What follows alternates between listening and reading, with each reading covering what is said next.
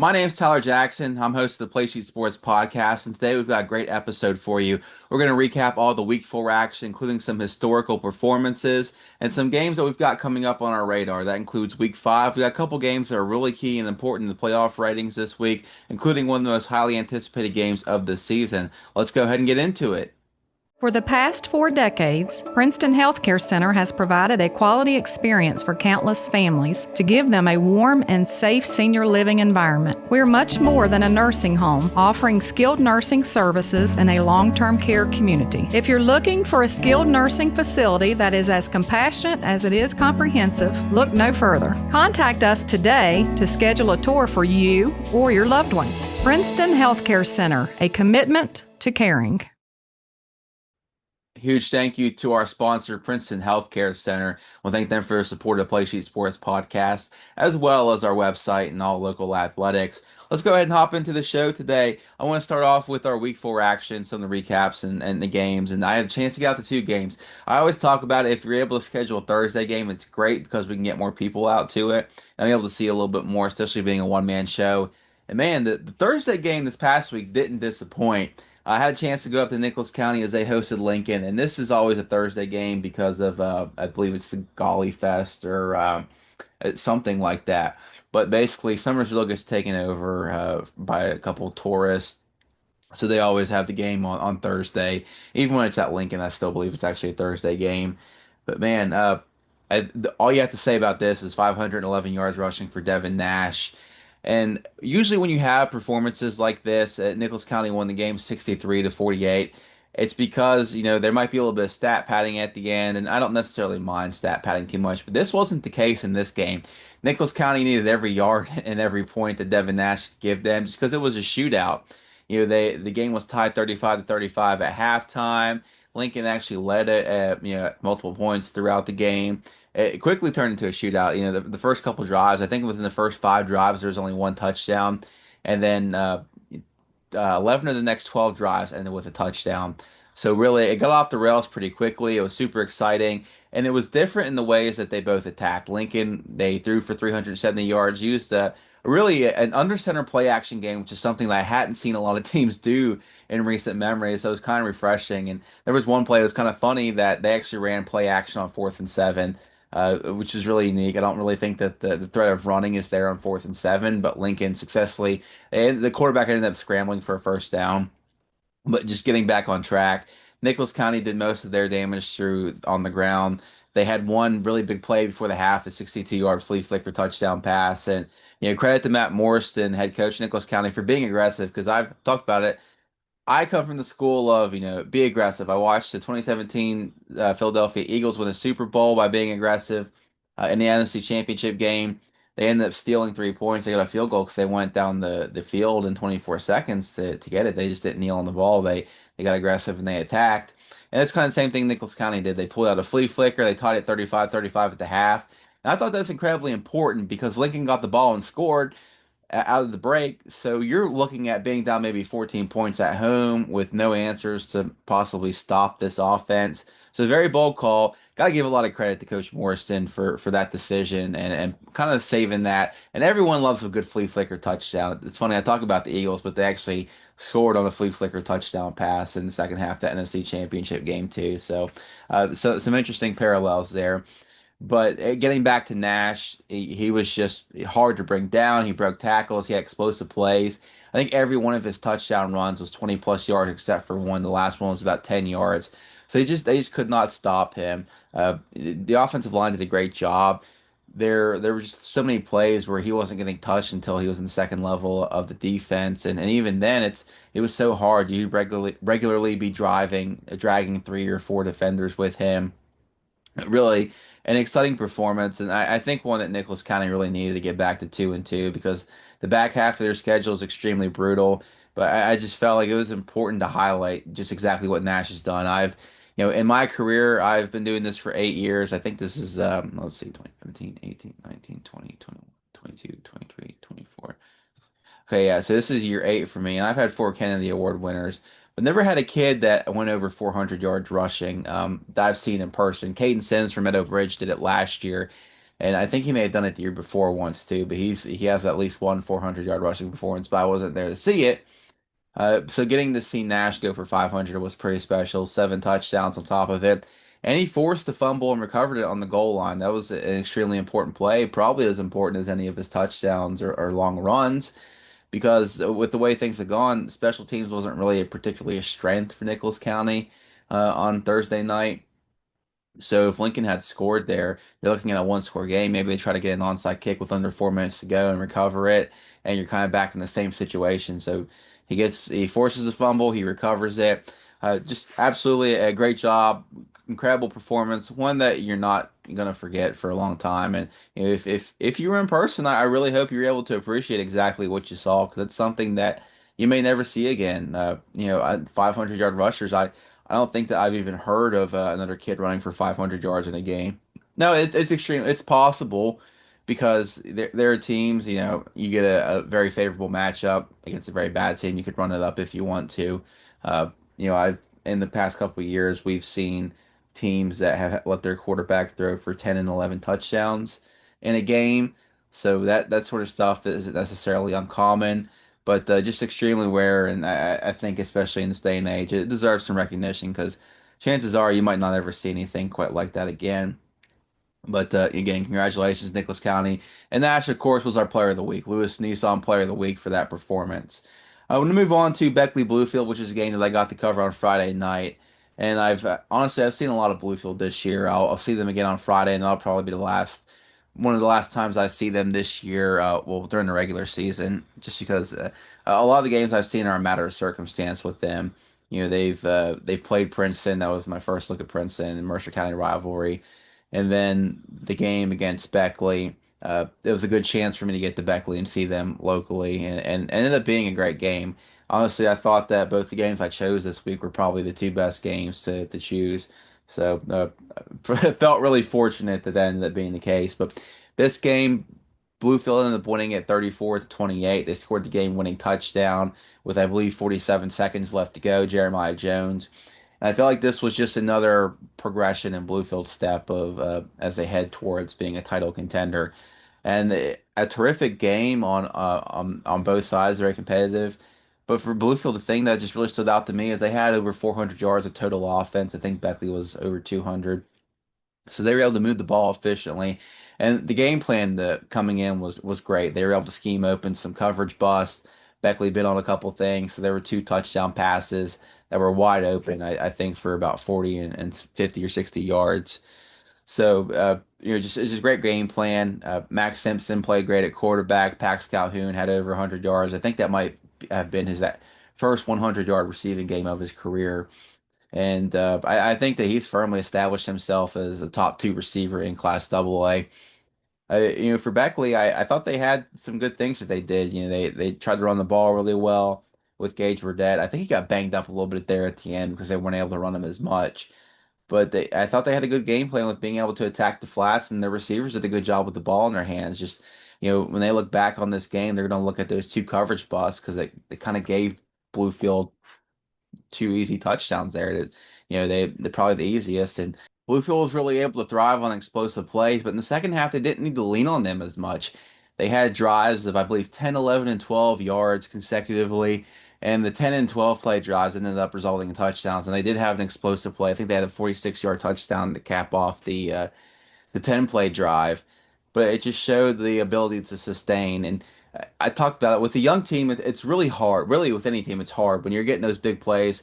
It's hard not to keep hunting for them, but they were able to stay patient. They were able to stick to the game plan, especially on that last drive. I felt like that last drive was just a turning point for the program for where it's been the last couple of years and where it's trying to head. They had to go 90 yards to score a touchdown, a big fourth down conversion, and going back to Nicholas County and Matt Morrison, what they did, Freddie Simon rolled the dice. I think it was 4th and 1. It was a very short one at his own 42 or 43-yard line. They went with the quarterback run. They were able to get it, and then it was just gut punch after gut punch. A big completion of Pax Calhoun down to the Beckley 16, and then Jeremiah Jones runs it for 16 yards. I think 15 or 16 yards down to the 1, punches it in the next play from a yard out.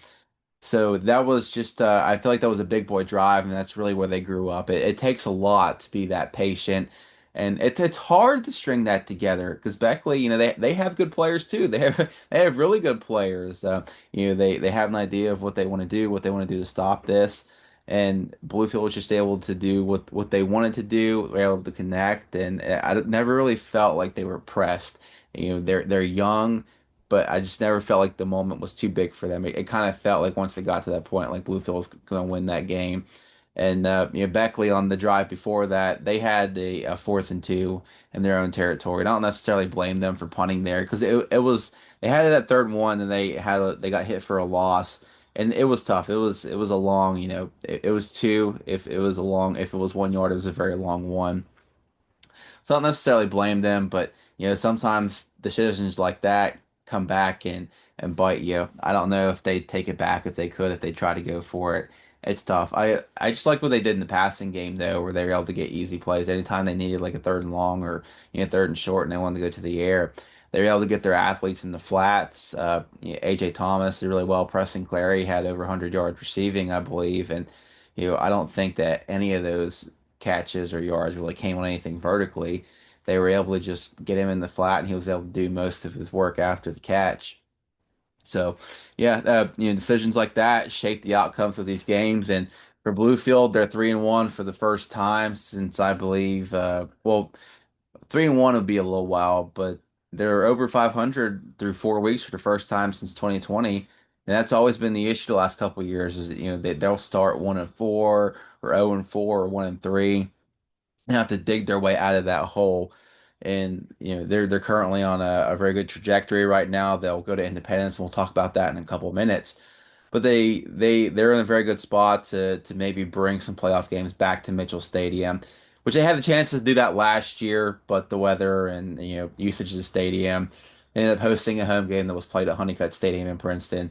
But yeah, overall fun game. I'm curious to see what happens with Beckley moving forward and seeing where they go. They're 2-2, kind of in a weird spot. They've lost to Greenbrier East and Bluefield now, so we'll go ahead and see. But we're gonna go ahead and take our first break and hear from our sponsors from First Community Bank. When we come back, we'll talk about some more of the week 4 games that caught our eye, and then we'll go ahead and break down some of the week 5 matchups. Some see sports as just a game, but it's more than that. It's about building dreams, embracing teamwork, and pushing limits. With every play, every cheer, we're there rooting as partners in their journey. Because at First Community Bank, we believe the youth of today shape our communities tomorrow. Huge thank you to our friends at First Community Bank. Make sure that if you're looking for a checking account, you go see them. They've got you covered. We're gonna go ahead and get into our week 3. Well, sorry, excuse me, I'm getting kind of going back a little bit for us. We're moving so fast in the season, I'm losing track of it. We're gonna go ahead and recap some of the other week 4 games that I thought were kind of important that stood out to me. And it starts with Westside at Pikeview. Westside 2-1 coming into this game. They have wins over Wyoming East and Man, but Pikeview was undefeated coming into this one. AAA points on the table for Westside, and they were able to take advantage of it. I believe Pikeview returned the opening kickoff of 95 yards. Peyton Mount's a really good player. But then in the second quarter, Westside took over. I think they had 24 points. Ran the ball really well with Devin Sanders. Were able to get the passing game going a little bit more than what they were last week as well. But for Westside, they're quietly 3-1, and I've got to give a lot of credit to Coach Will Daniel. When I talked to him in the preseason, he was pretty adamant. He said, "Hey, I feel like this team, like we feel pretty good that we're not rebuilding. We're reloading." Which that was kind of the concern coming in because they had lost so many kids, including starting quarterback Caden Vance and the top receivers. So it was like, okay, how do you replace the quarterback and the skill players? And they have players in the trenches. But they're off to a really good start. This game probably played out a lot better than what the last matchup between the two did, where Pikeview was really in this game in the second half, and then things kind of separated from there. But Westside won this one a little bit more thoroughly and convincingly than they did that one. For Pikeview, tough loss to swallow. Obviously, you want to keep building on that. Move to 3-0 if possible, but it's not the end of the world. But for Westside, that's a great win. You pick up AAA points and really just kind of keep stacking them because the double A picture is going to be extremely competitive, and this is the chance to just really get some ground and make it up while you have that opportunity. Speaking of double A, I want to move on to Liberty at James Monroe. James Monroe won this one pretty handily. Another good rushing game from Jackson Workman, quarterback for Liberty. But that really the star of this one to me was James Monroe quarterback Ryan Mann. Threw for I believe almost 300 yards, 4 touchdowns, explosive plays, and you're seeing more and more each week where he's getting to the point where he's settling in. He feels extremely comfortable with the quarterback position. Even though last week they were down 35-7 to Bluefield, his stat line looked a lot better, and I know a lot of it was there was some garbage time added to it. But you build on performances like that. You see at the end, James Monroe maybe feels a little bit better towards the end, and I thought that carried into this week. They didn't let that stick with them. They moved to 3-1 with a big win over Liberty. And I really like to see how this game kind of, for James Monroe keeps progressing. Because I talked about it, I thought they were one of the teams that'd probably be in the playoff bubble just because how difficult their schedule is. And things I think are working out for them. They lost to Bluefield. Bluefield's a tough team, but James Monroe's a team they use typically gets better as the season goes on. They're never the same team in week 9 that they are in week 2 or 3. I know it's pretty standard for most teams, but you know they seem to take it positively. Even going back to 2024, they started 0-2. They finished strong. I think they won their last 7 or 8, and really good showing. Gave Independence a good run in the playoffs. So yeah, I really like where James Monroe is at for Liberty. That's tough. You're at 1-3, and your only win is against the Class A team in Greenbrier West.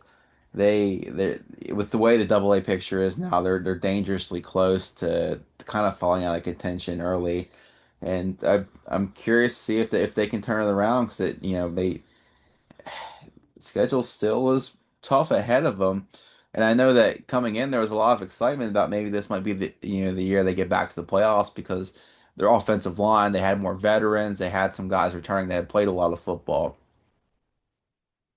So I don't think that they're necessarily pleased with the start. Yeah. And it hasn't been super easy. Obviously, they played Dodger, who I think is a very good double A team as well. And they've lost to Pikeview in overtime. That was an opportunity to get some triple A points. So yeah, 2-2 for Liberty. James Rowe off to a good start. And the last week 4 game I want to talk about is Independence at Scott. Another shutout for Independence. I believe that's their second in a row. They seem to have really found the groove on defense. Even though defensively, I think they've been good all year long. They just gotten better. Week 1, a ton of sacks in that game. And then I believe they hauled, I think it was Martins Ferry in week 2 that they played to just 3 touchdowns. Really a late run game. Held them in check. So yeah, back-to-back shutouts coming into the Bluefield game. One thing that stood out to me in this one was KJ Vyers having another good game. He's a freshman receiver, and he now has 2 100-yard receiving performances under his belt. They trust him a lot, and both of his touchdowns came on almost the same exact play in the same exact part of the field. Just 2 of those stack screens that they have. He's able to make some players miss after the catch and do the rest. He gives them a legit 1-2 punch alongside Christian Linksweiler. They're loaded. Quarterback, that's a first team All-Stater. Running back's first team All-Stater. 2 legit wide receivers that are hard to match up with. They're a very difficult offense to slow down, especially if these kids keep growing, especially with Byers. And I think he already showed just how good he is. He had 100 yards against Hoover and a tough catch. So he's not just a screen merchant, as the kids like to say these days. He can win vertically. He can win at the catch point. He hauls in tough catches, and it just puts so much stress on the defense when you have so many kids that are threats to burn you. And I think that he just keeps proving that. And Independence, to me, I know that in the latest Metro News Power rankings. They fell to number 2. Frankfurt's up to number 1 after beating, I think it was Tucker County. I still think Independence is the best team in Double A by a good margin. At least I would say better than Frankfurt. Frankfurt just lost so much, and they were a good team. Again, curious to see how their matchup this week shakes out, and we'll talk about that in a moment. first, we're going to take our last break and hear from our friends at Raynell Medical Center. Raynell Medical Center is excellent healthcare right at home. Primary care, behavioral health, dental, pharmacy, full service lab, and more. At locations close to you in Raynell, Meadowbridge, Alderson, White Sulphur Springs, Maxwellton, Midland Trail, and Lewisburg. Call 304-438-6188. Raynell Medical Center. Excellent healthcare right at home. Back here on the Play Sheet Sports Podcast, once again, I want to thank our friends from Raynell Medical Center. Excellent healthcare right at home. So if you're in that Fayette County, Greenbrier County, Nicholas County area, and you're looking for healthcare, they've got you covered. They offer a variety of services, dental, pediatricians. I'd check them out if I were you. Highly recommend them. Want to thank them again. They, provide great service, excellent healthcare right at home, and they do a good job of supporting our local area athletes. If you go to, a variety of different sports, softball, all that in the area, you'll see them tagged on somewhere. So once again, thank you to Raynell Medical Center. And we're gonna go ahead and get into our Week 5 games. It's weird. We're almost at the half point of the season. At least half. A lot of teams are gonna be at their half point after Week 5. And I'm gonna start off with the big one, Bluefield at Independence. I did a big preview on this one. You can check it out on PlaySheetSports.com. It's up right now, but I I don't think there's much you can really say about this one that hasn't been said. All the storylines are there. Both have excellent. I think that these are the two best quarterbacks in Class AA, and Max Simpson for Bluefield and Brock Green for Independence. I think this is the two best wide receivers in AA, and Christian Linksweiler and Pax Calhoun. And based on what KJ Vyers is doing, he might end up in that conversation as well.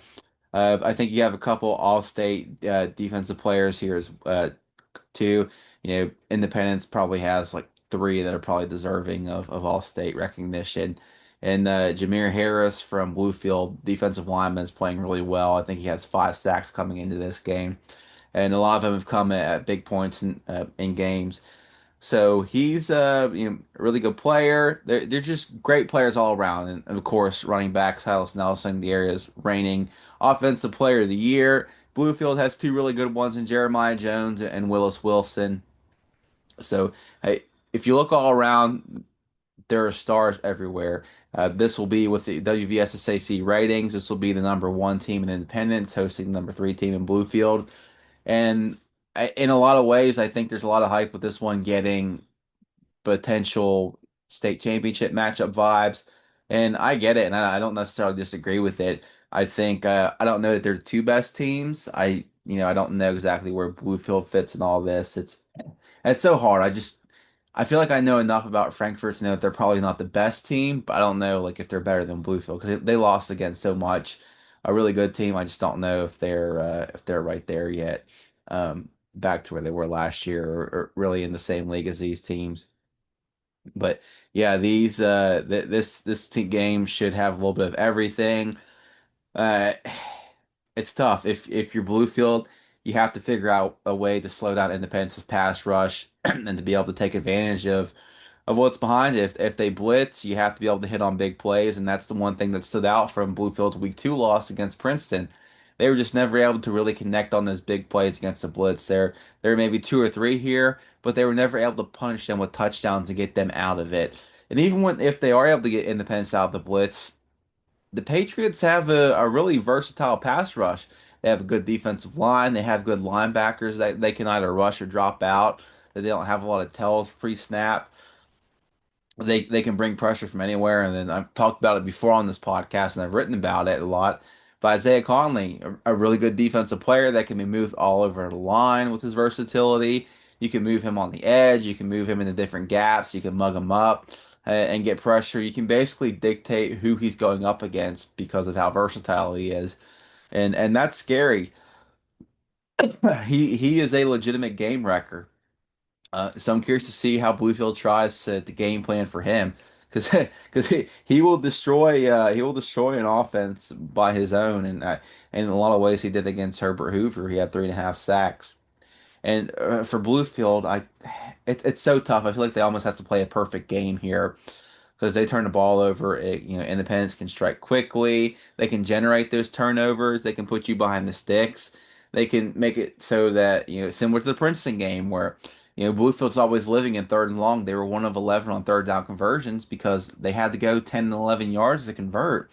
And that could be a similar situation here that if they're not able to stay ahead of the sticks, you've got those guys from Independence pinning back their ears and teeing off. So I almost think Bluefield's offense has to have a perfect game. They have to sustain drives to be able to wear that defense down and be able to move up and down the field on them.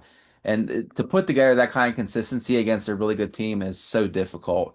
You're asking your offense to just, hey, be perfect, don't turn it over and keep the chains, get positive plays for 10, 11, 12 plays in a row. Yeah, hey, we don't necessarily need 10 yards here. We can get three or four. And with a team that good, it's so hard to consistently get that. Because again, you get one incompletion. Now you're looking at 3rd and 7. It's like, okay, like I've got to find 8 yards against this defense in order to get first down. Am I going to be able to do that? So I think this will be a good evaluation for Bluefield. How much should we learn from the Princeton loss, and what are we able to apply from that? I mentioned it back then, but I felt like they had opportunities. There were receivers that were open. They had good answers. They had receivers that were winning on shallow crosses and slants that they just didn't execute. They weren't able to get the ball there. There was a screen they had called. The ball was sailed over into a linebacker's hands. So I want to see if they're able to implement and execute that and keep Independence off the field. And on defense, Independence will do a lot of the same things that Bluefield tries to do to teams. I talked about it earlier, but KJ Vyers, they'll run screens with him. They'll do it with Christian Linksweiler. And then when you come up and play those screens, they'll hit you over the top. Christian Linksweiler, he's a good deep threat. He's a good ball winner. He's great with the ball in his hands. And then you have to worry about, okay, if we're putting too many resources into stopping the pass, then they have an all-state running back who's probably in the Warner Award discussion that can just run it down our throats in Silas Nelson. So there's just a lot to deal with there. And then you talk about Independence's offensive line. I know that was one group that the coaches were, they didn't necessarily know what to expect from that group. And then coming into this game, I went back and I looked through the film. I think they've only given up 3 sacks so far. I don't necessarily think that they're all on them. I think that there are plays where the quarterback probably could have gotten rid of it and held on to it a little bit longer. So yeah, 3 sacks over the first 4 games is incredible, and that's exactly what Bluefield's up against. Okay, we've got to be able to generate negative plays and get their offense off the field and be able to keep ours on the field.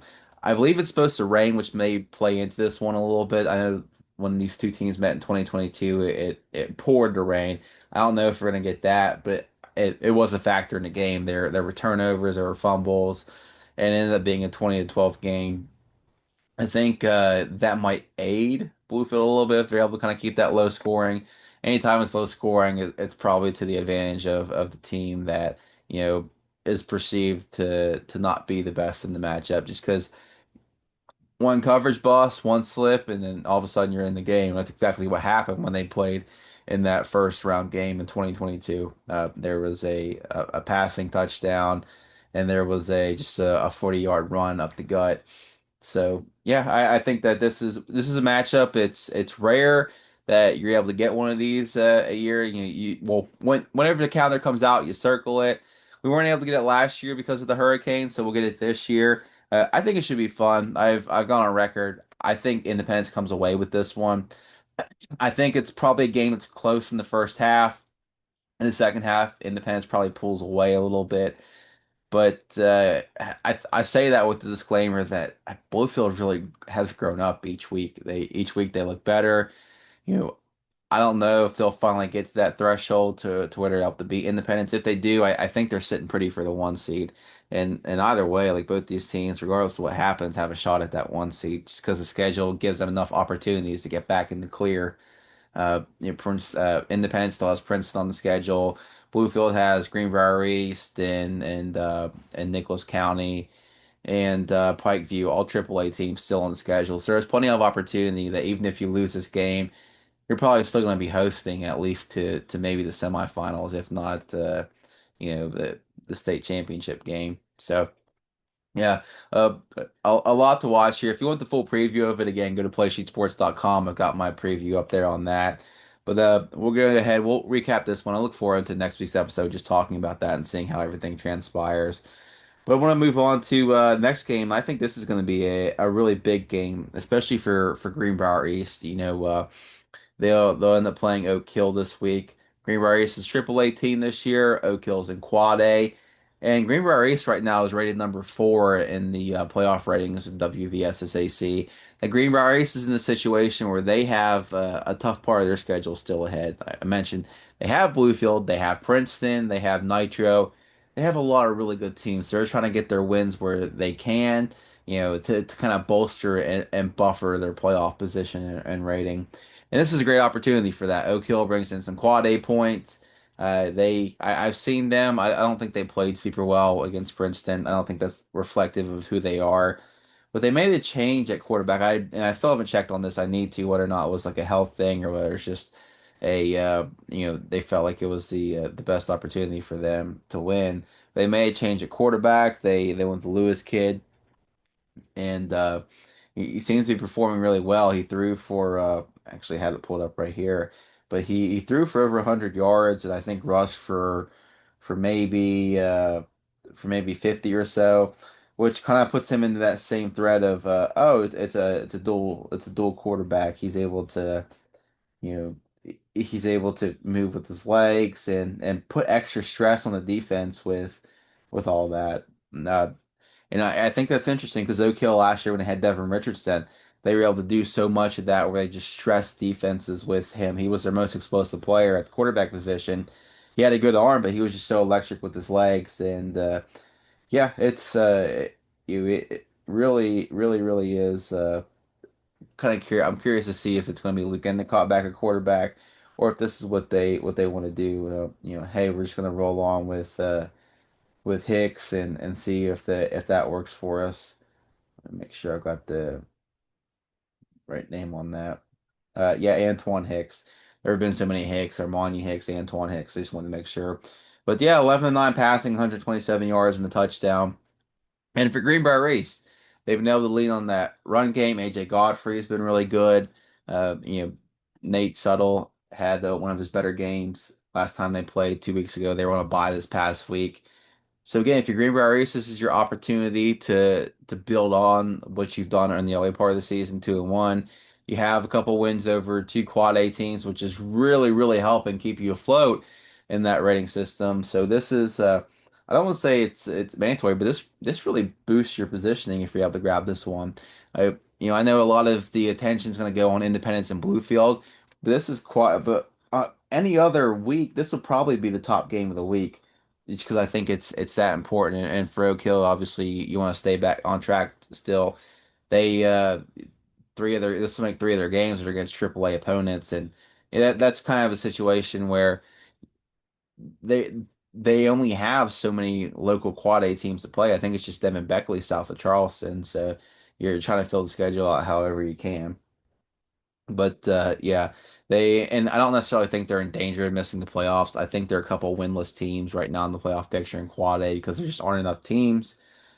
So yeah, we'll see how that goes. But that's probably the game that I really have my eye on, outside of Bluefield Independence. Up next, Princeton Graham. Just gonna go over that one briefly. Graham's reeling. I think they've only won one game, and that's via forfeit. I could have that mistaken.